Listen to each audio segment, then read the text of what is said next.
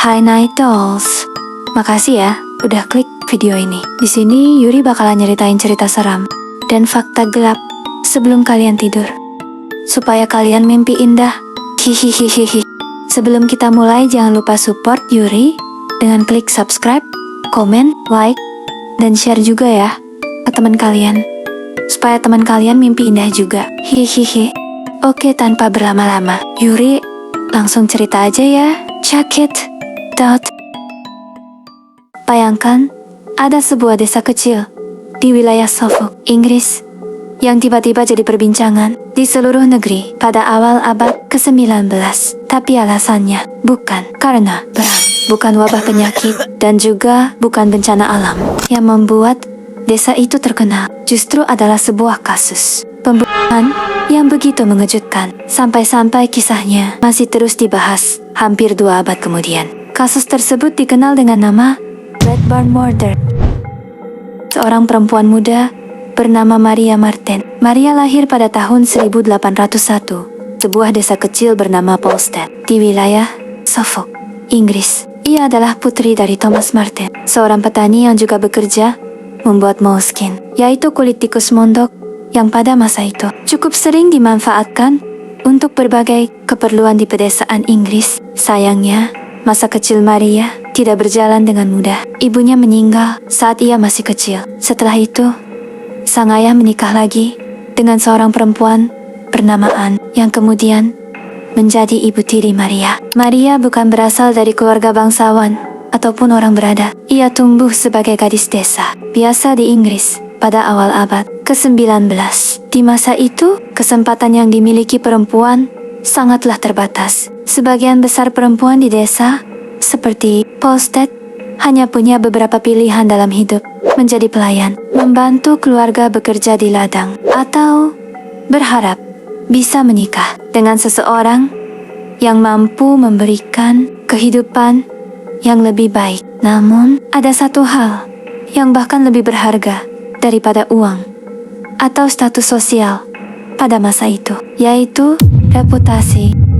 Sekali reputasi seorang perempuan rusak, hampir semua kesempatan untuk mendapatkan kehidupan yang lebih baik bisa ikut menghilang. Dan tanpa disadari, hal inilah yang nantinya akan menjadi salah satu bagian paling penting dalam kisah tragis Maria Marten. Untuk memahami apa yang sebenarnya terjadi pada Maria, kita juga perlu melihat seperti apa kehidupan masyarakat Inggris pada tahun 1820. Di masa itu, seorang perempuan yang menjalin hubungan di luar pernikahan harus menghadapi tekanan sosial yang sangat besar. Jika sampai hamil sebelum menikah, bukan hanya dirinya yang menjadi bahan pembicaraan, tetapi keluarganya juga ikut menanggung rasa malu. Dan hampir selalu, perempuanlah yang menjadi pihak yang paling disalahkan. Perlahan, itulah yang mulai terjadi dalam kehidupan Maria. Saat beranjak dewasa, Maria menjalin hubungan dengan seorang pria bernama Thomas Corder. Thomas berasal dari keluarga Corder, salah satu keluarga petani yang cukup terpandang di daerah tersebut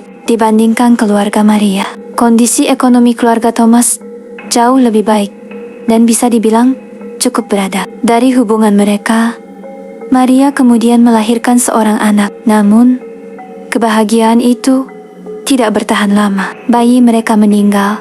Bagi Maria, kehilangan anak tentu menjadi pukulan yang sangat berat. Tak lama setelah itu, hubungannya dengan Thomas Corder pun berakhir. Namun, perjalanan hidup Maria belum berhenti di sana. Setelah berpisah dari Thomas, Maria kemudian menjalin hubungan dengan pria lain bernama Peter Matthews. Dan tidak lama kemudian, Maria kembali hamil. Berbeda dengan hubungan Maria sebelumnya, pria bernama Peter Matthews tetap bertanggung jawab atas anak mereka. Dari hubungan keduanya, lahirlah seorang anak laki-laki yang diberi nama Thomas Henry. Peter juga rutin mengirimkan uang setiap bulan untuk membantu memenuhi kebutuhan Maria dan anak mereka. Namun, meski tetap memberikan nafkah, Peter tidak pernah menikahi Maria. Di Inggris pada masa itu, seorang perempuan yang telah memiliki anak di luar pernikahan masih menghadapi stigma sosial yang sangat besar. Ditambah lagi, Maria berasal dari keluarga sederhana, sehingga posisinya di mata masyarakat semakin sulit. Hari-hari Maria pun tidak mudah.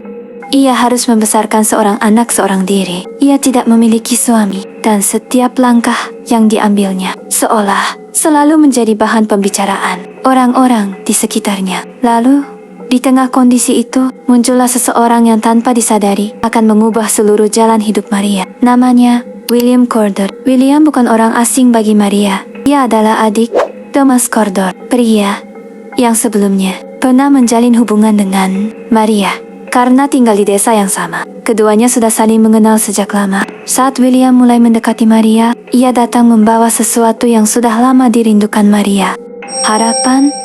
William berasal dari keluarga yang lebih berada dibanding keluarga Martin. Ia dikenal pandai berbicara dan tahu bagaimana membuat orang lain merasa nyaman serta percaya kepadanya. Bagi Maria yang telah berkali-kali mengalami kegagalan dalam hubungan, William terlihat seperti kesempatan untuk memulai semuanya dari awal. Seiring waktu, hubungan mereka pun semakin dekat. Lalu William mengucapkan sebuah janji yang sangat berarti bagi Maria. Ia berjanji akan menikahinya. Bagi sebagian orang, mungkin itu hanya sebuah ucapan, tapi bagi Maria, janji itu berarti jauh lebih besar. Janji itu adalah harapan untuk mengubah hidupnya. Harapan agar ia tidak lagi dipandang rendah oleh masyarakat. Harapan untuk memiliki keluarga yang utuh. Dan harapan untuk akhirnya mendapatkan masa depan yang selama ini terasa begitu jauh. Tak lama kemudian, Maria kembali hamil. Namun sekali lagi, kebahagiaan itu tidak bertahan lama. Bayi tersebut meninggal ketika usianya masih sangat kecil. Meski begitu, Maria tetap memegang teguh janji William. Ia percaya, cepat atau lambat, mereka akan menikah dan memulai kehidupan baru bersama. Kehilangan bayinya justru membuat Maria semakin yakin bahwa sudah saatnya William menepati janjinya. Ia terus mendesak William agar segera menikahinya. Namun, di sisi lain, William justru memiliki banyak alasan untuk terus menunda pernikahan itu. William berasal dari keluarga petani yang jauh lebih berada dibanding keluarga Maria. Selain itu, nama baiknya sendiri sedang tidak dalam kondisi yang baik. Beberapa waktu sebelumnya, ia sempat dikaitkan dengan dugaan penipuan dalam penjualan ternak, sesuatu yang mulai merusak reputasinya di mata masyarakat. Bagi William, menikahi Maria yang sudah menjadi bahan pembicaraan warga desa justru berisiko membuat posisinya semakin buruk. Meski begitu, William tidak pernah benar-benar memutuskan hubungan mereka. Sebaliknya, ia terus memberi harapan. Berkali-kali ia meyakinkan Maria bahwa pernikahan mereka tinggal menunggu waktu. Hingga akhirnya, pada pertengahan Mei tahun 1827, William mengatakan bahwa semuanya sudah siap. Namun, ada satu syarat. Menurut William, mereka tidak boleh menikah di desa Polstead. Ia mengaku mendengar kabar bahwa pejabat paroki akan mengambil tindakan terhadap Maria karena telah memiliki anak di luar nikah. Alasan itu berhasil membuat Maria percaya bahwa mereka memang harus segera meninggalkan desa. Lalu William mengusulkan sebuah rencana. Ia meminta Maria menemuinya di sebuah bangunan pertanian milik keluarganya yang dikenal dengan nama Red Barn. Dari sanalah, kata William, mereka akan berangkat bersama menuju kota Ipswich untuk menikah secara diam-diam agar tidak mengundang perhatian warga. William juga meminta Maria mengenakan pakaian laki-laki saat meninggalkan rumah. Sekilas, permintaan itu memang terdengar aneh. Namun pada masa itu, penyamaran seperti ini bukanlah hal yang mustahil. Pakaian laki-laki dianggap lebih praktis untuk bepergian jauh dan membuat seseorang tidak mudah dikenali. Karena itulah, Maria tidak merasa curiga. Di matanya, semua yang dikatakan William terdengar masuk akal. Ia percaya bahwa setelah pertemuan di Red Barn, hidupnya akhirnya akan berubah. Namun, Maria sama sekali tidak tahu bahwa saat ia melangkahkan kaki menuju bangunan itu, ia sedang berjalan menuju akhir dari hidupnya. Di dalam Red Barn, William melancarkan aksinya. Ia membunuh Maria.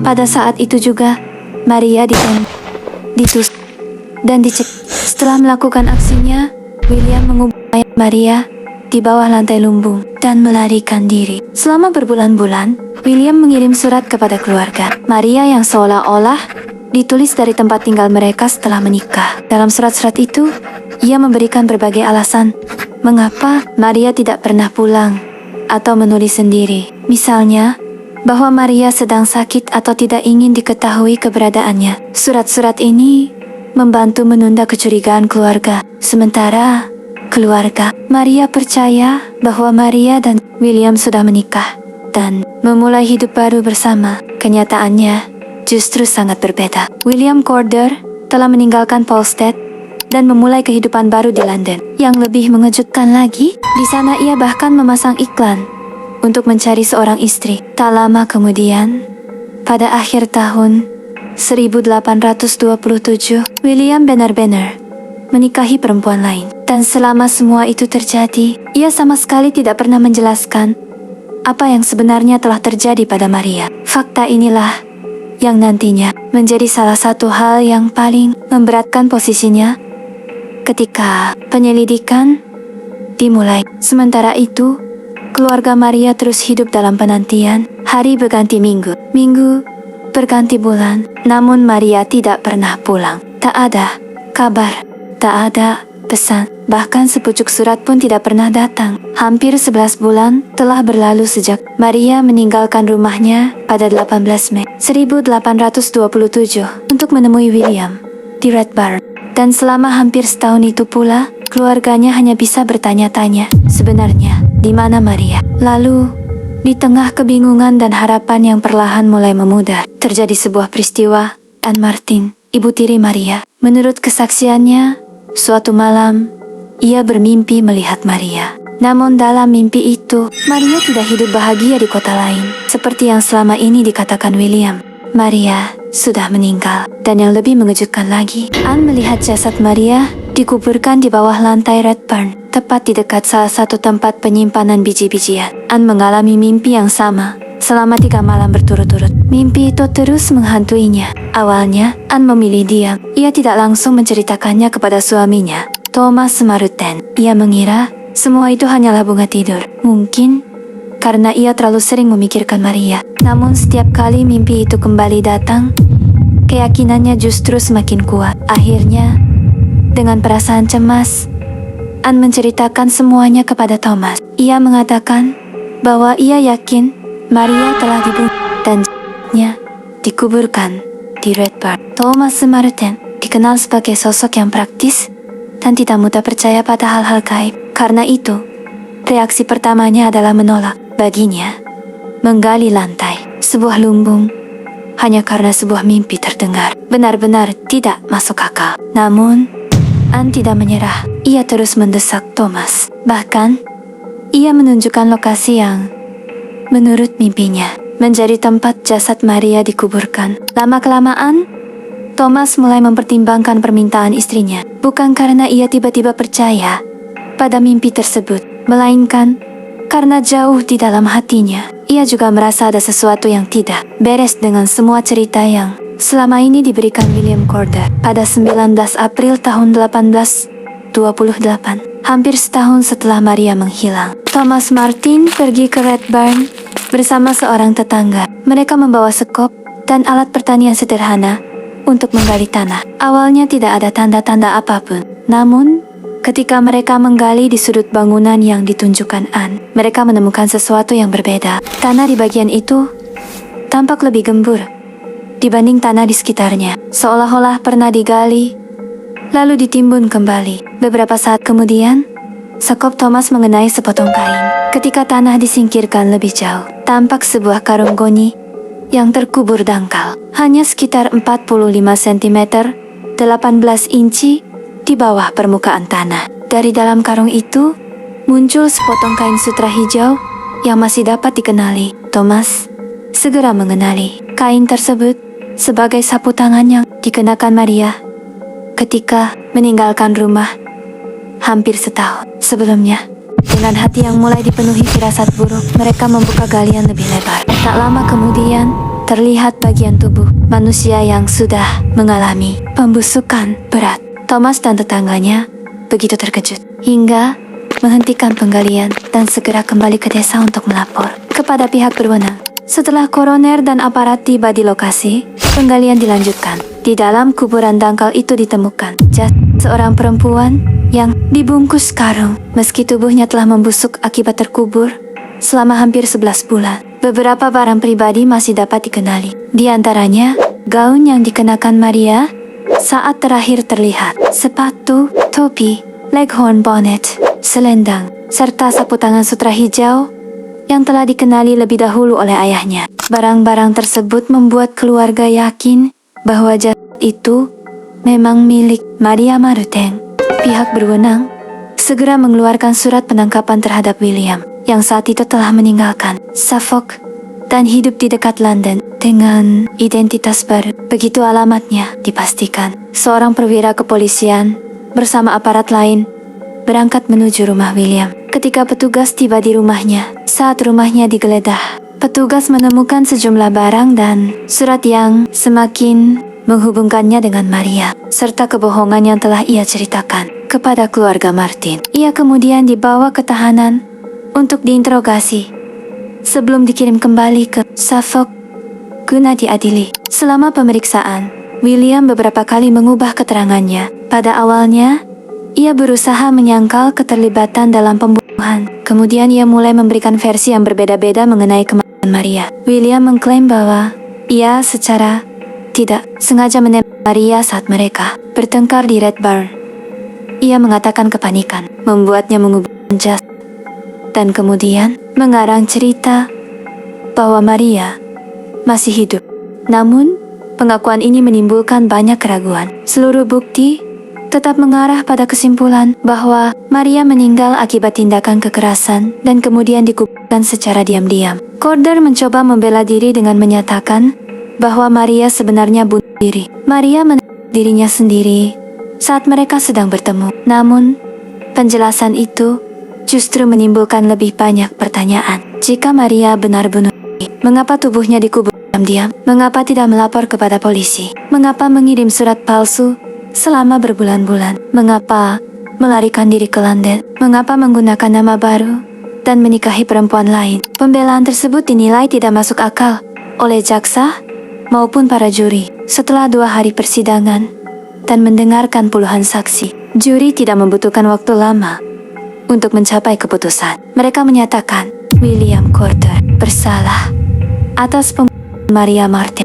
Hakim kemudian menjatuhkan hukuman mati dengan cara digantung pada 11 Agustus tahun 1828. Hanya beberapa hari setelah divonis bersalah, William Corder digantung depan Shahir Hall, Bury St. Edmunds. Eksekusi itu berubah menjadi tontonan publik yang luar biasa besar. Diperkirakan sekitar 7.000 hingga 20.000 orang datang dari berbagai penjuru Inggris untuk menyaksikannya. Berdasarkan ketentuan yang berlaku untuk pelaku pembunuhan, tubuh terpidana seringkali tidak langsung dimakamkan. Sebagai bagian dari hukuman tambahan, jenazah William Corder diserahkan kepada para ahli anatomi untuk dibedah. Tujuannya bukan hanya untuk kepentingan ilmu kedokteran, tetapi juga sebagai bentuk penghinaan terakhir terhadap pelaku pembunuhan. Jenazah Corder dibawa ke rumah sakit di Bury St. Edmunds untuk menjalani autopsi. Yang mengejutkan, proses ini juga dibuka untuk umum. Ribuan orang kembali mengantre untuk melihat tubuh pria yang beberapa hari sebelumnya menjadi pusat perhatian seluruh Inggris. Bagi masyarakat modern, hal ini mungkin terdengar mengerikan. Namun, pada awal abad ke-19, pembelaan terhadap penjahat yang dihukum mati sering dijadikan tontonan publik, sekaligus peringatan agar orang lain tidak melakukan kejahatan serupa. Inilah bagian yang paling terkenal sekaligus paling menyeramkan dari kisah William Corder. Setelah autopsi selesai, sebagian kecil kulit dari tubuhnya diambil dan diproses menjadi kulit yang telah disamak. Kulit tersebut kemudian digunakan untuk menjilid sebuah buku yang berisi laporan lengkap mengenai persidangan dan kejahatan Red Barn Murder. Setelah proses pembedahan selesai, sebagian besar jaringan lunak tubuhnya dibuang, sementara kerangkanya diawetkan selama bertahun-tahun. Rangka William Corder digunakan sebagai alat peraga anatomi bagi mahasiswa kedokteran. Pada masa itu, penggunaan kerangka penjahat yang telah dieksekusi merupakan hal yang tidak lazim, tetapi juga bukan sesuatu yang unik. Rangka tersebut kemudian menjadi bagian dari koleksi museum.